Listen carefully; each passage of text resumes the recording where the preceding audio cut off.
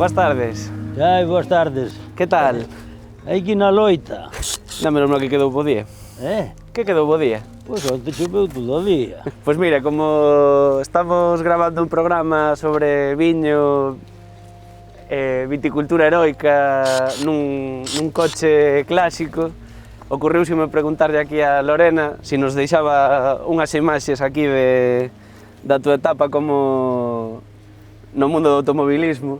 Sí, para que nos contes como foi esta experiencia, que coche tiñas e como... O coche non tiña duda, o piloto non era tan bon, Pero...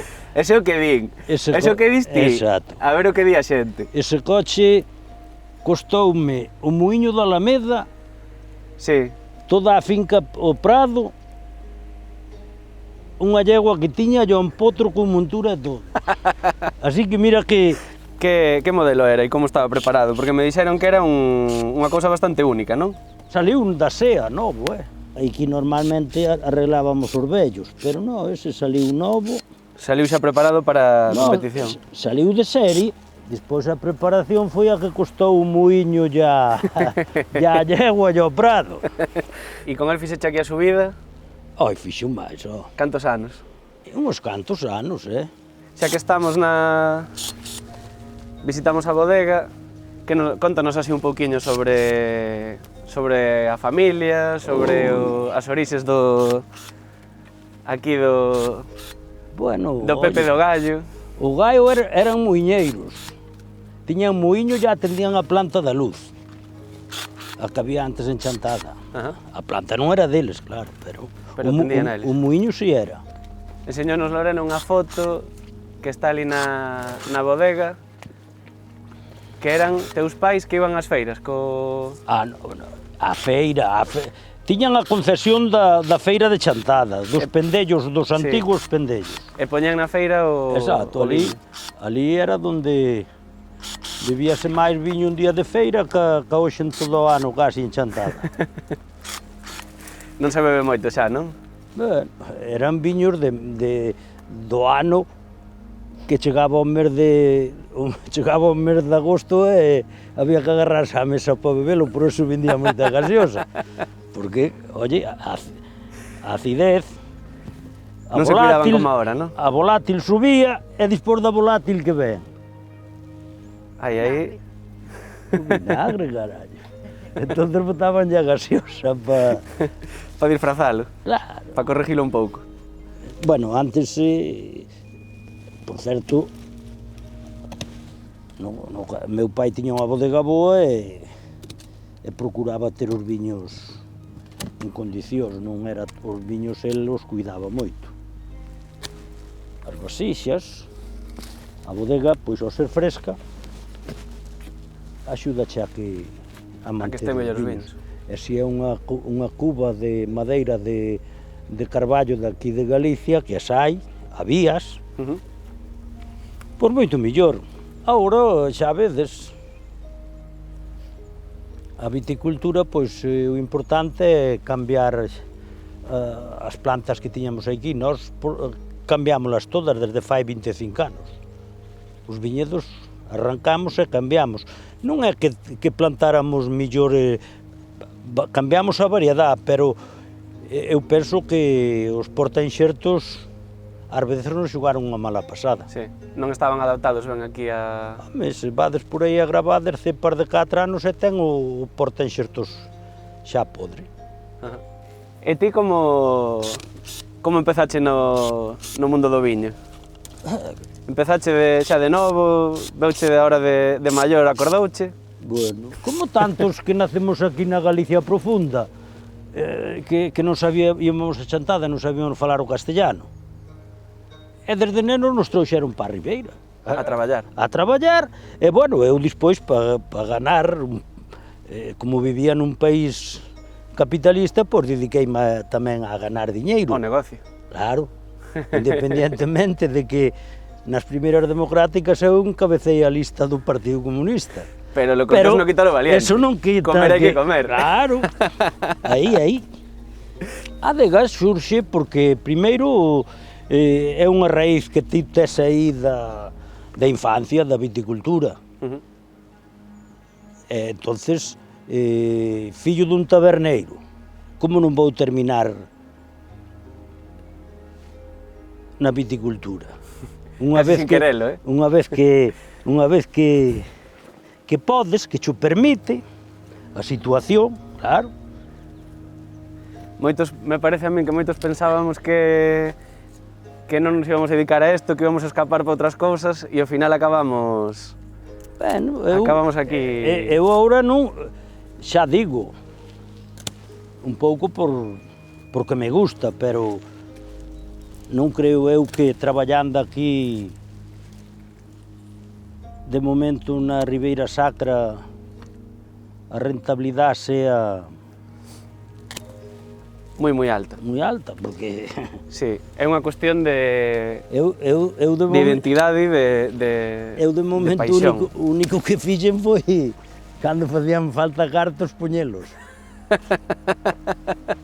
Unha das cousas así como máis significativas da Ribeira Sacra é que o tema do viño é como nos falabas ti no caso da tua familia, é unha cuestión moi cultural, non? Está moi arraigado na cultura, no ser da xente, o viño forma parte da identidade da xente da Ribeira Sacra, de Chantada, das aldeas que estamos por aquí.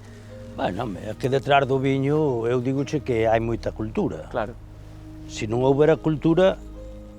Porque meu pai me decía que unha das cousas que máis lle chamou a atención, que igual é unha cousa de xusto donde tiñan eles a viña, pero que moitas veces baixaban a podar ou baixaban a traballar e coincidían veciños de outra parroquia ou de outro sitio, de outro lugar ou donde fora, e que cada día dicían, pois hoxe facemos as patacas e cocemos as patacas ali na bodega.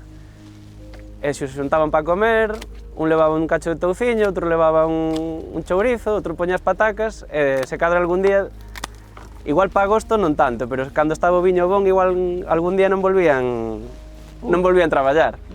Na época esa, o viño xa se bebía na bodega. Xa se cocía e se finalizaba xa na bodega, non faría falta nin leválo para casa. Eu podo contar os primeiros anos que eu na bodega que teño eu, na Ribeira, facíamos 5.000 litros de viño, allá ali se bebían todos. Ahora, había algún que bebía 6 litros de viño no día. Emborrachábase 2 veces, polo menos. Chegaballe para emborracharse 2 veces. Claro, non, iba a dormir ao andamio e volvía... Pero deixaba o traballo feito ou quedaba o traballo sin facer? Quedaba po día siguiente. Bueno, esta é unha plantación nova que fixemos de blanco.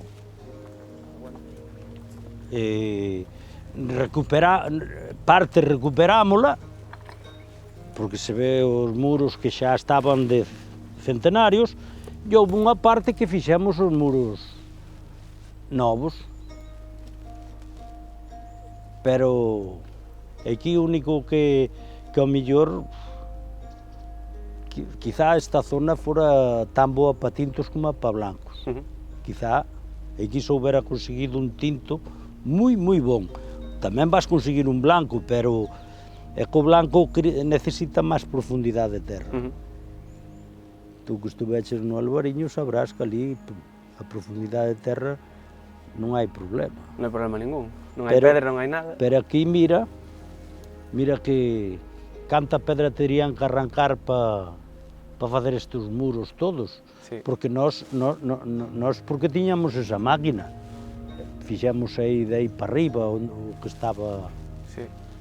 Pero tú fíxate que isto todo fixeron... A man todo. A man todo.